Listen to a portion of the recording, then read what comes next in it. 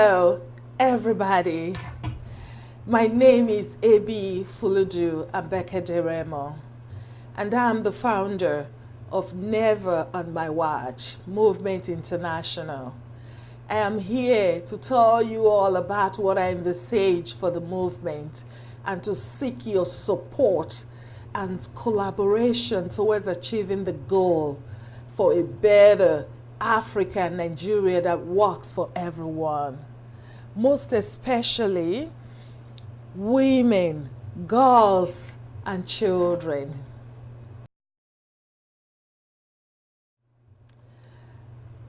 The rationale behind the movement, okay. You see, the idea of Never on My Watch movement is a combination of several factors and causes of how women are being treated in our society. It is as a result of having enough and being sick and tired of how patriarchal traditions discriminate and subjugate women and girls to their knees, and how unwillingly females are becoming inexistent and inconsequential in our men-dominated society. Imagine we have very educated women, and yet Nigeria politics is still a no-go area for women because of the inequitable structures, beliefs, and traditions that hinders and prohibits women from reaching their full potential. A typical example is taking a look at our Senate. It depicts that the entire political structure in Nigeria is a boys' club, as it is not in any way representative of women. We are in the 21st century, and maternity care is still not a right of all women in Nigeria, even if this is an issue of life and death, and not just a matter of choice. Our hospitals and healthcare systems are all in shambles, while our women die in droves due to childbirth and related problems, negligence, and the total lack of resources. Pregnancy is not a death sentence, but unfortunately, it is in Africa, and Nigeria is not exempted. Child marriages, female genital mutilation, breast ironing, vaginal fistula are all still very prevalent in our society. Another thing that is normalized in our country is child labor, child exploitation, child trafficking, child slaves, and where children are used as domestic servants and worked to death as perpetrators continue their evil act with impunity. Nobody is held accountable. Each year we sit back and watch how our destinies as women and that of our children are being decided by men who think they know the best for us, which I find personally annoying and ridiculously inequitable by all standard. However, there is this very disturbing incident I saw online in 2016, which became very sickening and traumatic for me to swallow. And that spurred me into saying, enough. I must do something, because it is difficult to digest so many injustices against women and don't do anything about it.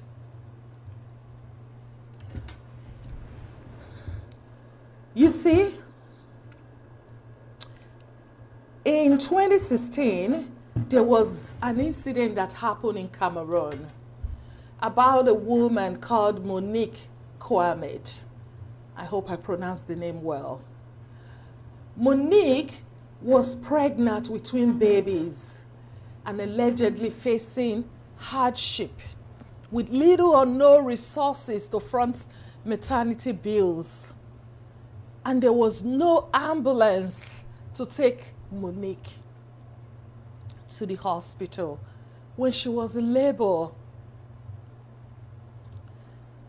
According to the story, she was transported by a taxi from the village she resided to the hospital in the city. By the time Monique arrived at the hospital, she was not admitted due to the lack of funds and the inability to pay hospital bills. After a long wait, she died. And the niece who accompanied her to the hospital, according to the story, was asked to take her remains to the morgue.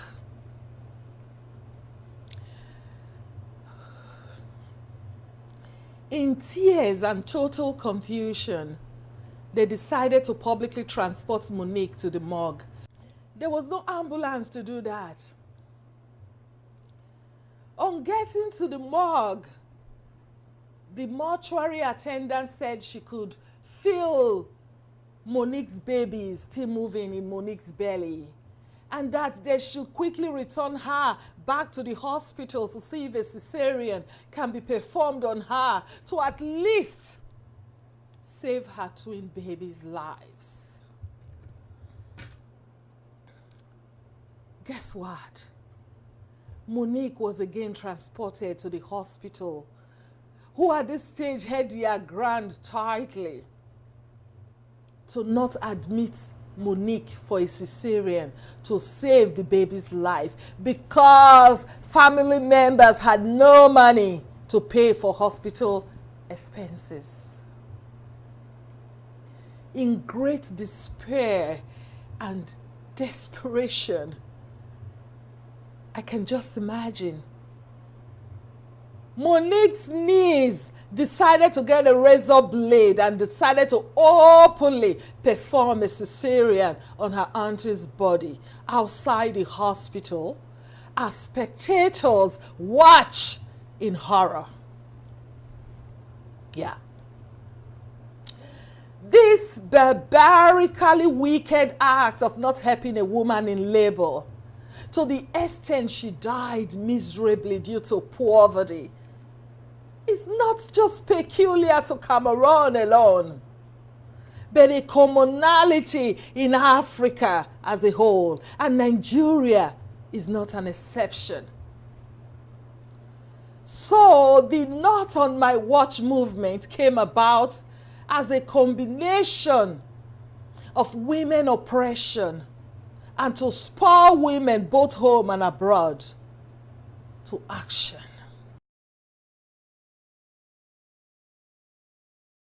Politicians and those in power? Okay.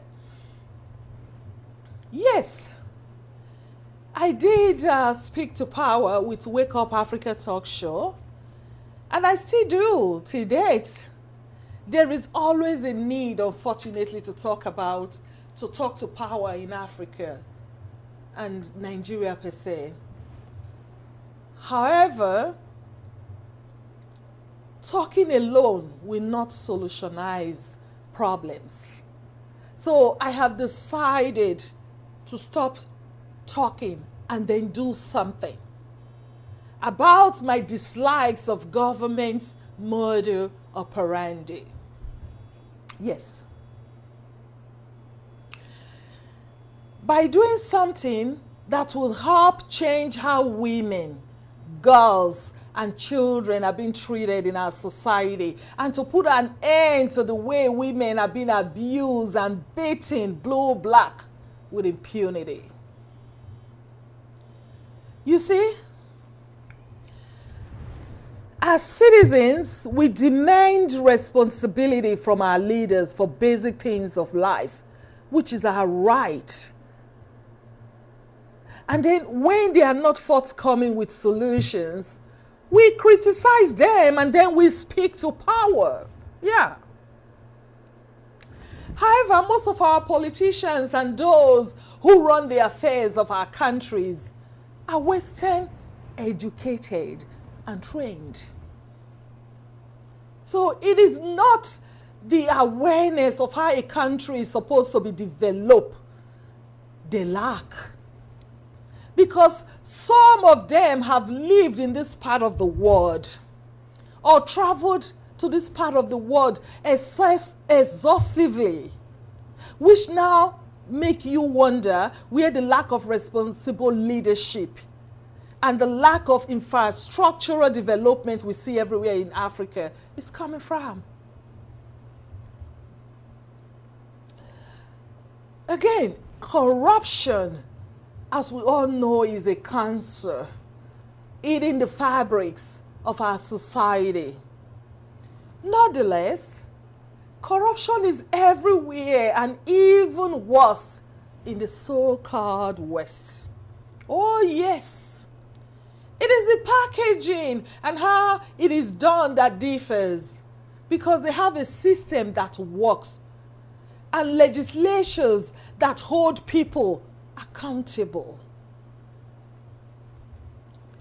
Moreover, these societies were not beautifully developed by government alone, but by collective efforts of citizens with great ideas.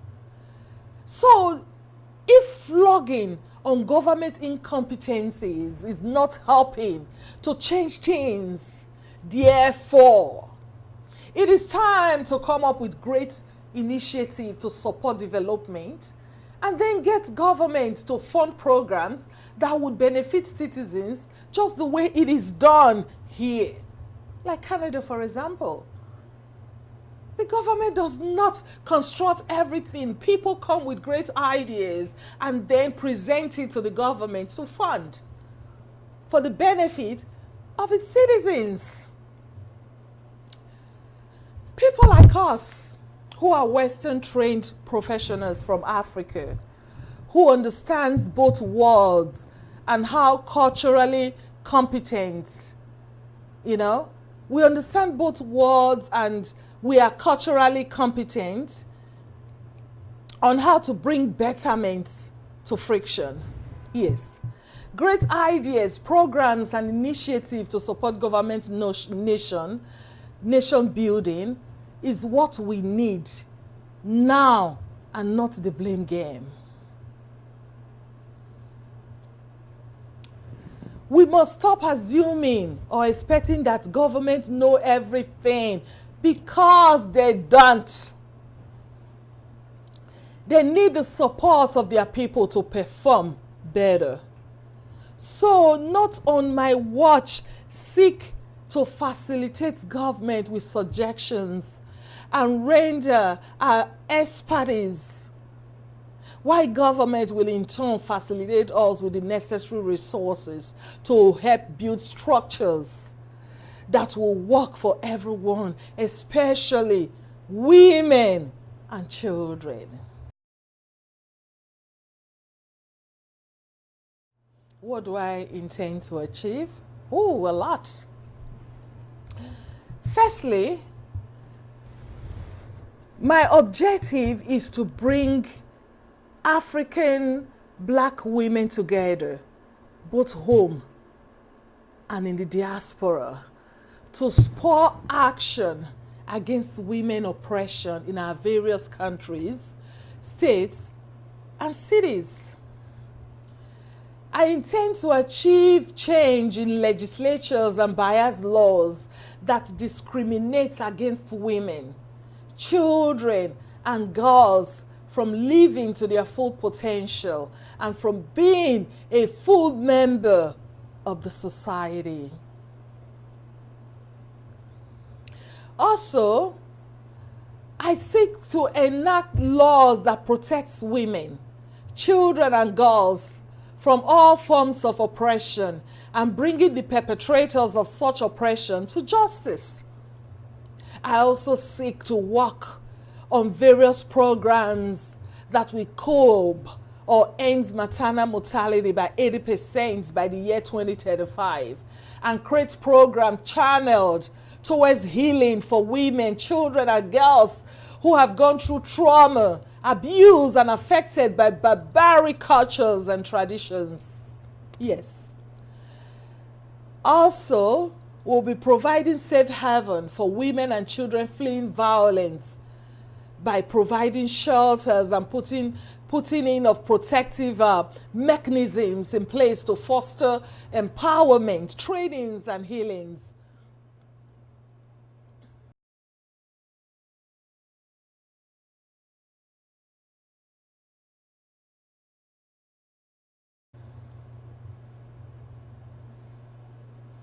Oh yes, it is kind of broad because we are taking a very holistic and generic approach to women's issue. Yes, our demands are many, like I said, unfortunately, because we have a lot of causes to advocate for concerning the treatments of women, children, and girls in our society. Yes. Moreover, Nigeria, for a typical example, does not lack legislative suggestions when it comes to women and children issues. As we have powerful women who have fought and are still fighting for women's rights and for laws to be enacted and for those laws that already enacted to be applied and implemented where necessary. But all to no avail, as their effort has been abortive, because we live in a male-dominated, patriarchally indoctrinated society where women are treated as second-hand or second-class citizens, or no citizen at all. That is why we are taking, like I said, a generic advocacy approach to tackle all the known issues affecting women, children, and girls from the root in our society, which are just a lot. Again, I am trained. I am trained to be able to work with all kinds of people, populations, and people with vulnerabilities. In any society in the world, I can function with my profession.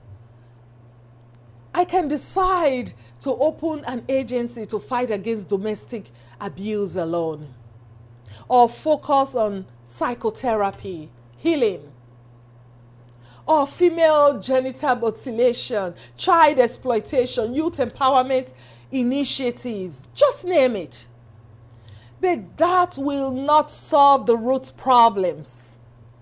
As our problem in Nigeria is not the lack of strong, powerful women with the right agency to fight these causes, but the lack of policies that allows these injustices and barbaric patriarchal practices against women, girls, and children to continue. Yes. For example, how do you intend to stop FGM, female genital mutilation, when there is no law to bring whoever practices it to book? Huh? How do you intend to do that? Clitoris are sliced off every damn day with impunity. Rapists and pedophiles walk freely on our streets. Young girls are given away by parents as surveillance and as debt replacement. Children are beaten to death, all in the name of discipline, and used as domestic slaves and instruments of organ harvesting. Huh? We do have lots of organizations fighting one of these causes, both international civil societies and local organizations. And yet, we all wonder why things are not changing. Things do not change, people, without accountability. If there is not a form of punishment for perpetrators, things will not change. People will continue to beat and butcher their wives because they know there is no law that is going to hold them accountable. So that is why I am advocating first for legislative changes before programs implementation. First fight the problems and then investigate healing. That's the approach the Never on My Watch Movement International is taking. Our sisters back home have been trying and clamoring for change for a very long time without solution. And their voices are silenced every day. Women in the diaspora need to pick up that voice to say, we cannot be silenced. It is time for us here to say, hey sister, I got your back. What excuse do we have? When we are here, we can pick that voice and speak to power, to change how women, how girls, how children are being treated in our society.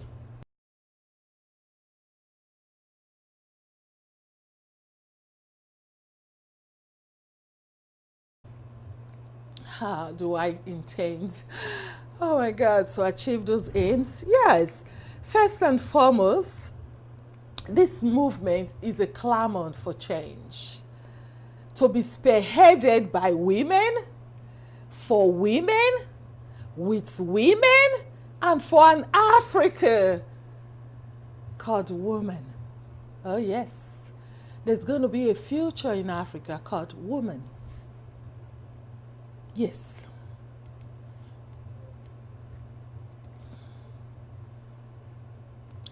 We will look for common grounds with those in power, such as the President's office, First Lady's office, ministers, governors, senators, and House members who are ready to listen to our plight and work with us, who are ready to listen to our demands and support us.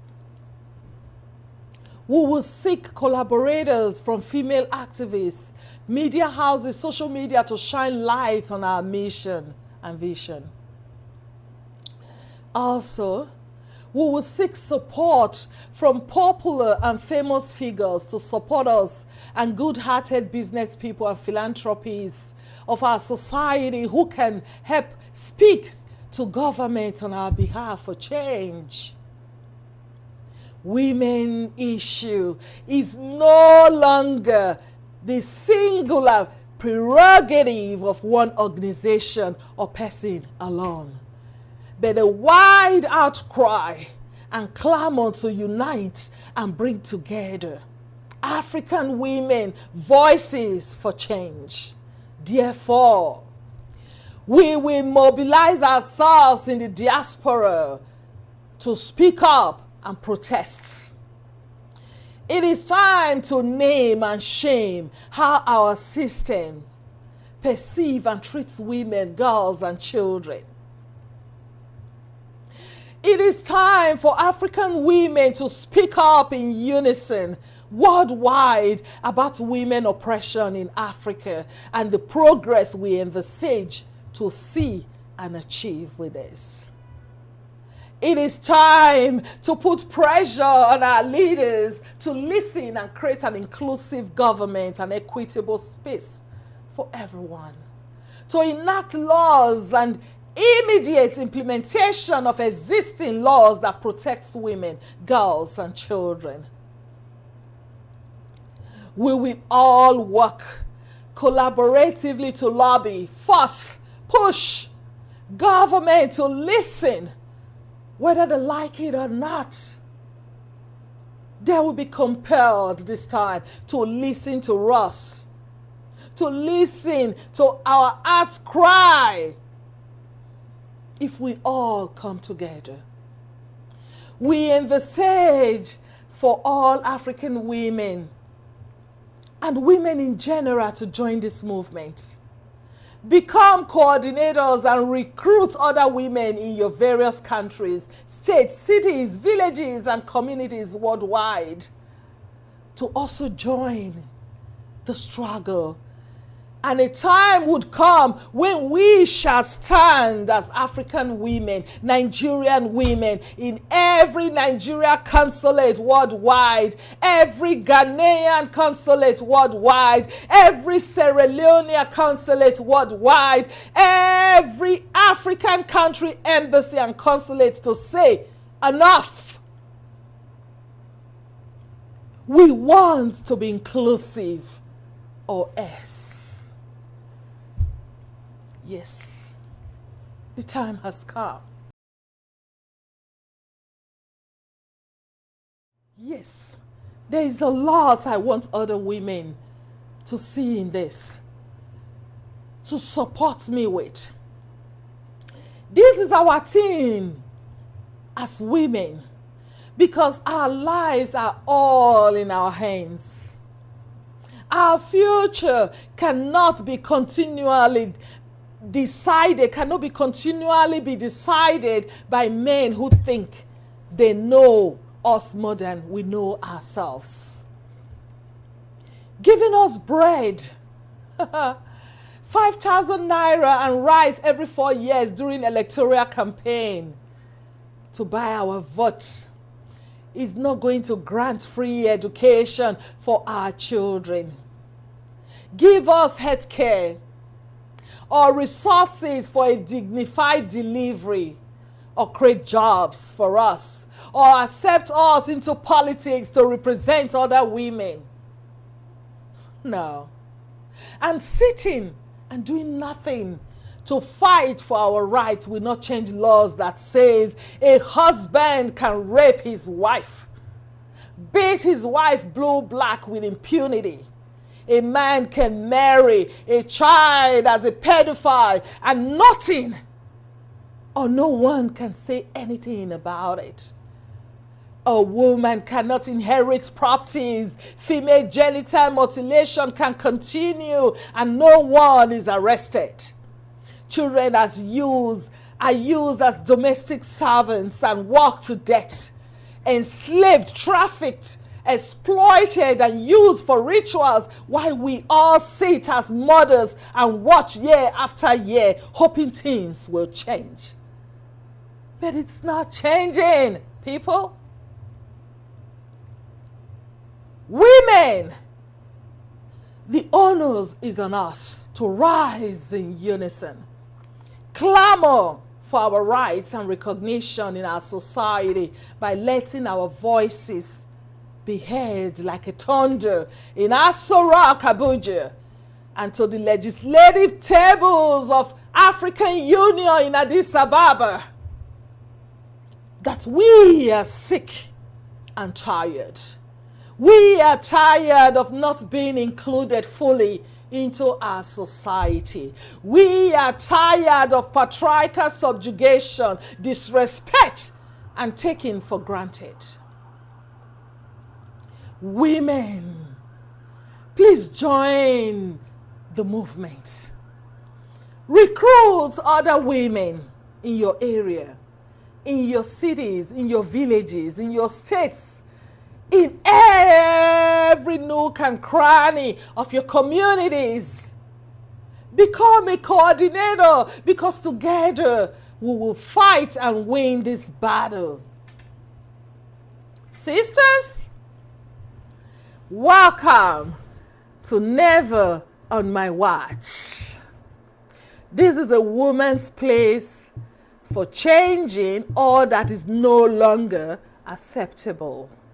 And please, always remember that if you are not a part of the solution, then you are the problem.